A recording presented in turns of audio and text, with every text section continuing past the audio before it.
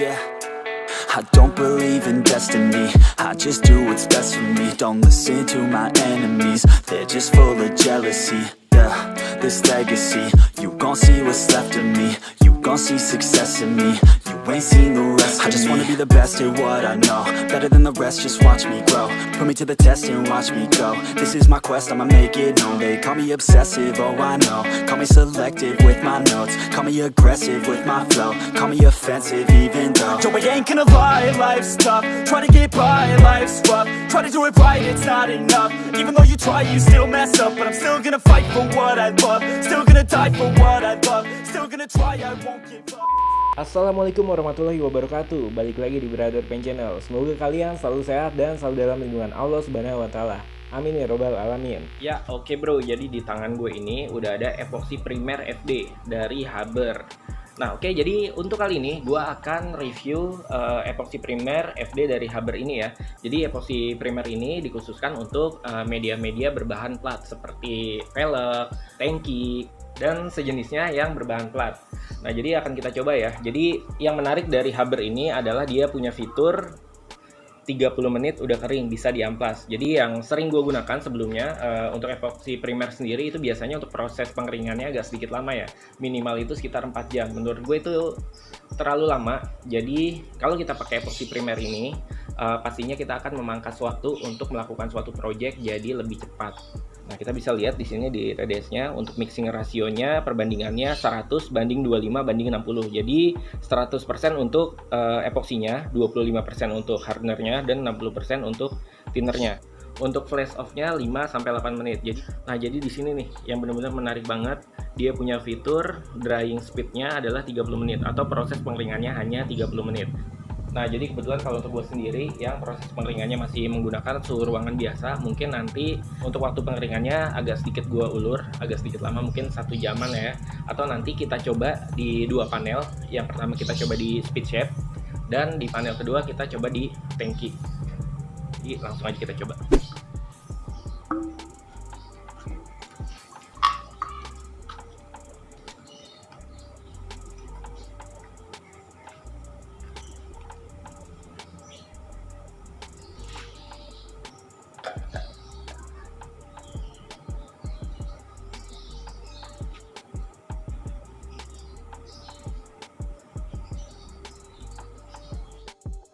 Nah, oke bro, jadi gue mau ngasih sedikit tips ya. Ketika kalian menyampur antara epoxy dan hardenernya, itu baiknya antara epoxy dan hardenernya sebelum dicampur thinner itu diaduk dulu secara merata. Setelah sudah merata, baru ditambahin thinner.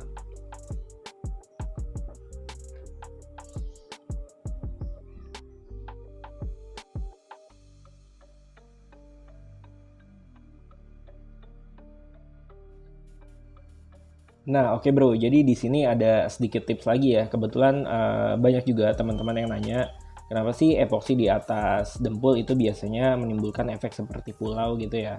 Nah, ini salah satu tipsnya ketika emang dempulnya dirasa udah bener-bener rata dengan tangki, udah nggak ada yang bergelombang. Nah, ketika pada saat kalian mengepoksi, itu baiknya di area yang kita dempul itu diepoksi tipis dulu. Kalian epoksi tipis kering aja. Jangan kalian semprot langsung basah. Beri jeda setelah kalian semprot kering atau tipis, beri jeda minimal banget itu 5 menit, maksimal bisa 10 atau 15 menit. Itu untuk menghindari efek berbentuknya pulau di epoksi yang kita aplikasi di atas dempul. Nah, jadi sebenarnya ada salah satu faktor lagi ya yang menyebabkan epoksi di atas permukaan dempul biasanya berbentuk seperti pulau. Karena dempul itu kan tadinya dari pasta ya, atau bisa dibilang agak cair lah. Nah, pada saat dia berproses menjadi padat, itu pastinya menyusut kan ya. Nah, karena si dempulnya itu belum terlalu kering pada saat kalian epoksi, nah itu masih ada proses penyusutan. Makanya biasanya terbentuk seperti efek pulau. Makanya baiknya pastikan sebelum kalian melakukan epoksi atau pengamplasan dempulnya itu sendiri, pastikan dempulnya itu udah benar-benar kering maksimal.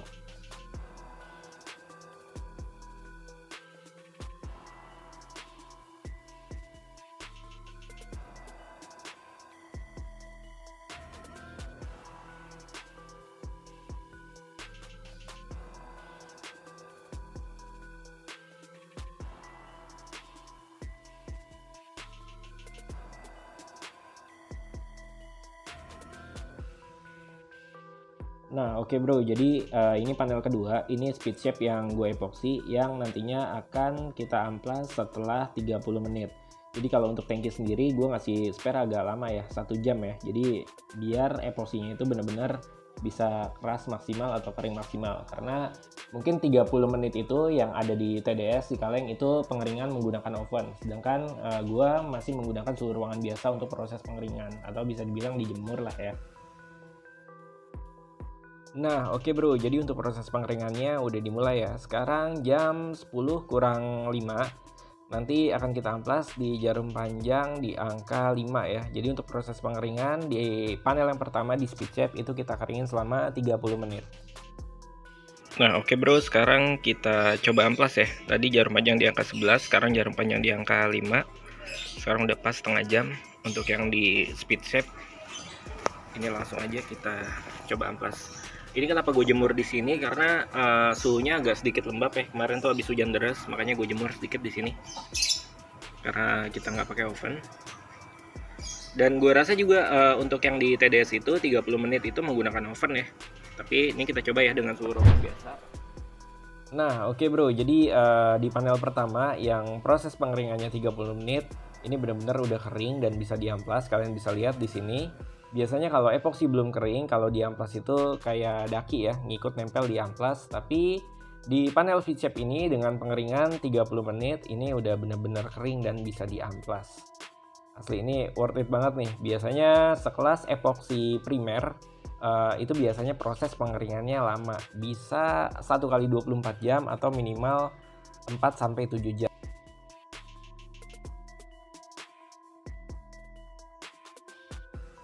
Nah, oke bro, sekarang kita coba amplas di panel kedua ya. Di tangki motor ini kita coba amplas. Nah, ini untuk proses pengeringannya udah 1 jam. 1 jam lebih 5 menit sih sebenarnya.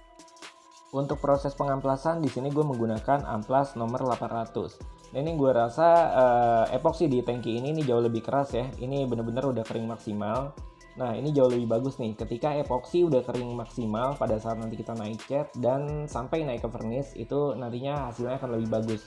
Karena biasanya epoksi yang belum kering maksimal udah kita amplas, naik cat sampai naik ke vernis, itu biasanya akan bikin drop daya glossy dari si vernis itu sendiri.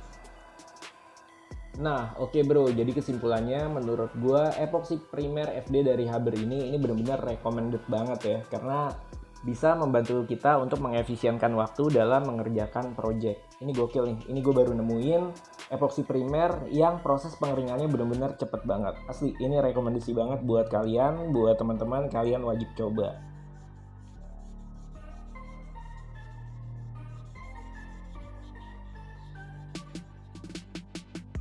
Nah, oke bro, semoga konten ini bermanfaat ya buat kalian. Jadi buat teman-teman yang masih belajar, semangat terus belajarnya, rajin-rajin coba, rajin-rajin ngulik supaya hasil repaint kalian bisa lebih rapih dan lebih maksimal lagi.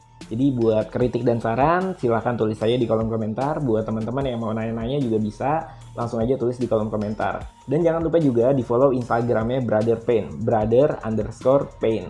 Oke, thanks for watching. Assalamualaikum warahmatullahi wabarakatuh.